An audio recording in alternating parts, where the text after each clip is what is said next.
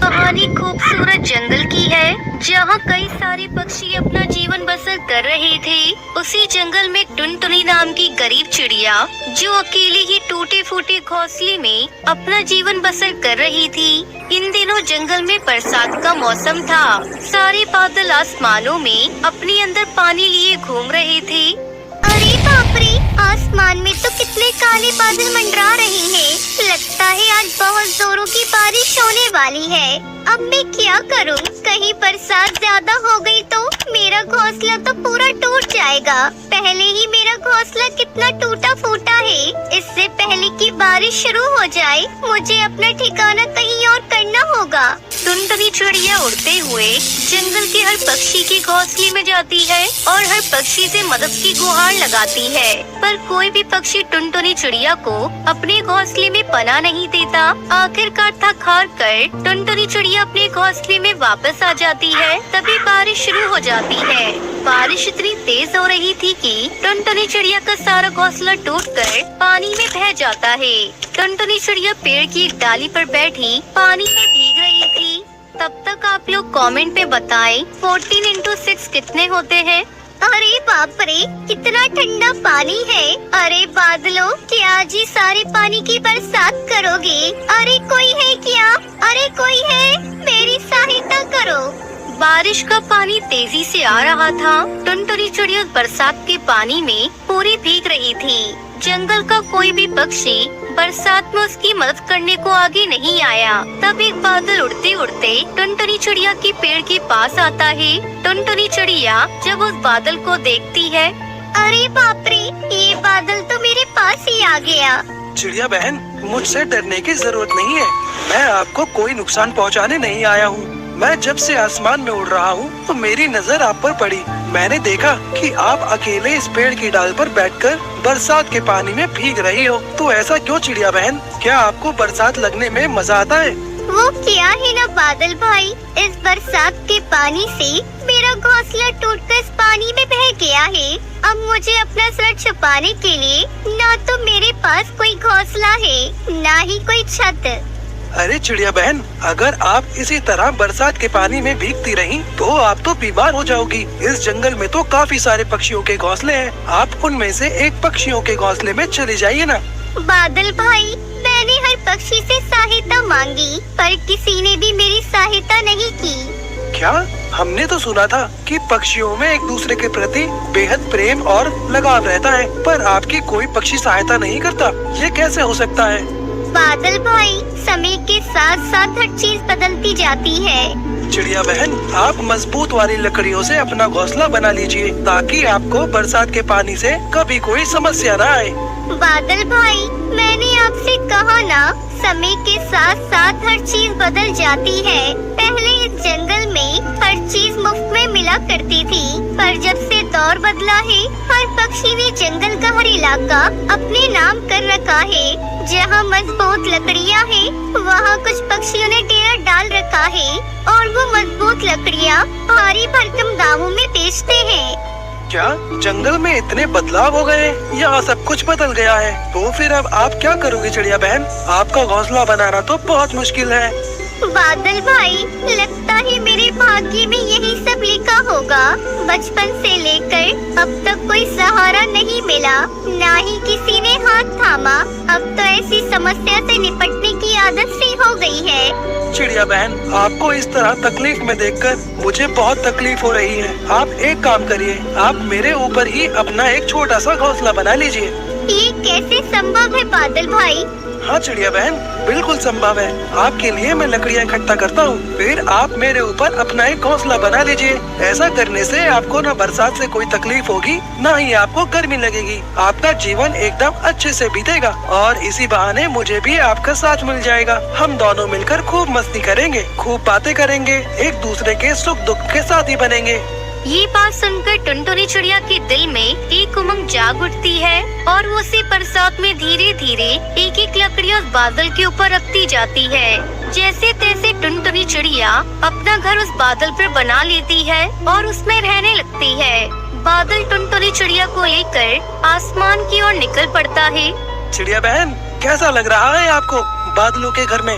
बादल भाई, सच कहूँ तो बहुत मजा आ रहा है।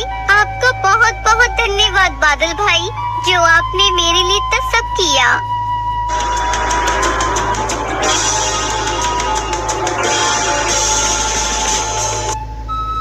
ने मेरे लिए इतना सब किया।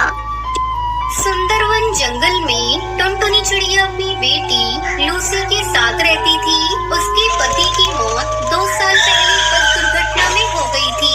टुनटुनी चिड़िया बहुत ही गरीब थी। अपने पति की मौत के बाद वो घर चलाने के लिए मजदूरी करने लगी। एक दिन टुनटुनी चिड़िया अपनी बेटी से कहती है, बेटा देख रही हूँ तू कई दिनों से स्कूल नहीं जा रही है, क्या बात है? माँ, मेरे स्कूल की फीस तुमने जमा नहीं किया था, इसलिए टीचर ने मेरा नाम स्कूल से काट दिया। तूने मुझसे कहा क्यों नहीं लूसी? मैं आज ही जाकर सेठ से कुछ रुपए उधार मांग कर लाती हूँ। कल तेरे स्कूल चलकर तेरी सारी फीस जमा कर दूंगी। टुनटुनी पैसे मांगने के लिए सेठ के यहाँ जा रही थी, तभी रास्ते में उसे कालू मिलता है। क्यों नहीं टुनटुनी, कहाँ जा रही है? कितनी बार तुझसे कहा है तू मुझसे शादी कर ले, पर तू मानती नहीं। तुझे पता है ना मैं तुझसे कितना प्यार करता हूँ, पर तूने मेरा प्यार ठुकरा कर उस कमबख्त बंटी से शादी कर ली। अब तो वो भी नहीं रहा, अब भी समय तू मुझसे शादी कर ले, मैं तुझको रानी बना कर रखूंगा। रानी, मेरा इतना बड़ा घर है, बस एक घर वाली की कमी है। ये क्या बदतमीजी है कालू, तू हर बार मेरा रास्ता क्यों रोक लेता है? टुनटुनी रानी, तुम इतना क्यों भड़क रही हो? गुस्से में तुम्हारा चेहरा बहुत प्यारा लग रहा है। तुझे शायरी बहुत सोच रही है। अगर तू मेरे सामने से नहीं हटा तो मैं तेरा वो हाल करूँगी कि तू आईने में अपना चेहरा देखना भूल जाएगा। काकी, ओ काकी, इधर तो आना। ये देखो, ये कालू मेरे साथ छेड़खानी कर रहा है। क्या रे छिचोरे, तू क्यों इस बेचारी को छेड़ रहा है? चल भाग यहाँ से, नहीं तो मैं मार मार कर तुझे गंजा कर दूंगी। काकी, तुम हमारे बीच में मत आओ, चुपचाप अपने रास्ते जाओ, नहीं तो अच्छा नहीं होगा। रुक, मैं अभी तुझे बताती हूँ। तभी कुछ और पक्षी वहाँ आ जाते हैं। बढ़ती हुई भीड़ को देखकर कालू वहाँ से भाग जाता है। इस घटना से टुनटुनी बहुत चिंतित हो जाती है। किसी तरह अपने आप को संभाल कर वो कड़कनाथ सेठ के पास जाती है और उनसे कुछ रुपए उधार मांग कर ले आती है। ये देख लूसी बेटा, मैं पैसे उधार लेकर आ गई। अब मैं कल चलकर तेरे स्कूल में तेरा दाखिला फिर से करवा दूंगी। मैं चाहती हूँ तो खूब पढ़े, मेरी तरह अनपढ़ ना रहे। माँ, वो सब तो ठीक है, लेकिन तुम इतनी उदास क्यों दिखाई दे रही हो? सेठ ने कुछ कहा है क्या?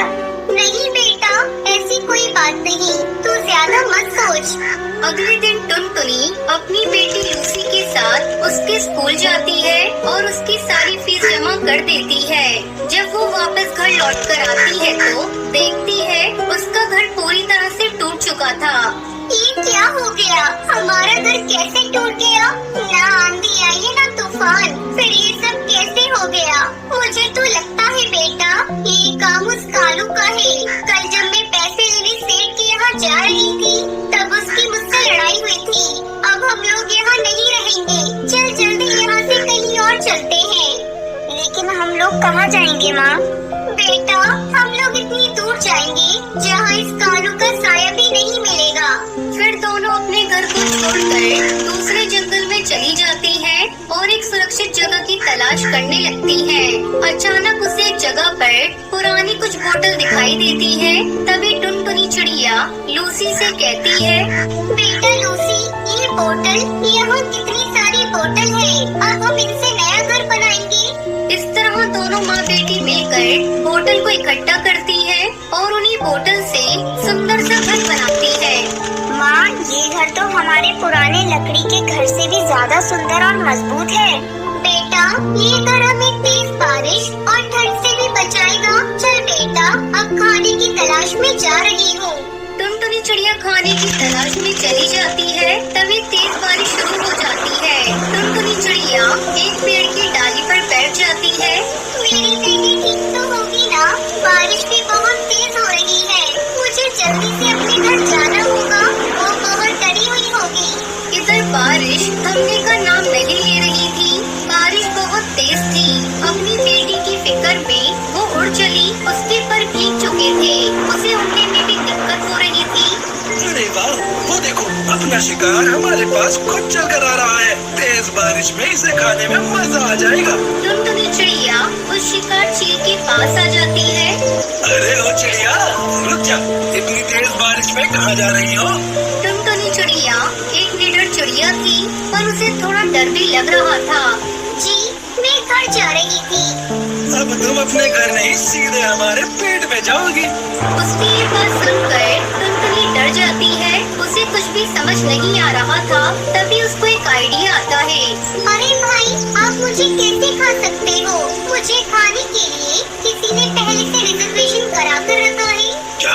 कौन है वो दुष्ट जो हमारे शिकार का पहले से ही रिजर्वेशन कर रखा है? वो कोई और नहीं, कालू कौवा है। उसकी इतनी हिम्मत जो मुझसे टकराएगा? तो चलो एक बार उससे लड़कर देख लो। अगर तुम जीत गई तो मुझे खा सकते हो।